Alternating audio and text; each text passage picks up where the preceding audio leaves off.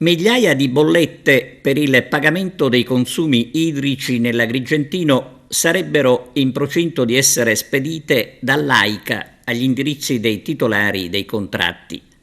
Le bollette si riferiscono stranamente al consumo di un solo mese, che va dal 2 al 31 agosto.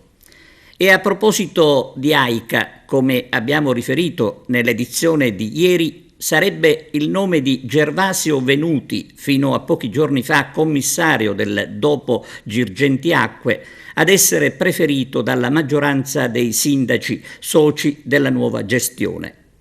L'eventuale conferma, comunque, e nomina si dovrebbe avere il prossimo 21 settembre, quando si riunirà il Consiglio di amministrazione dell'AICA.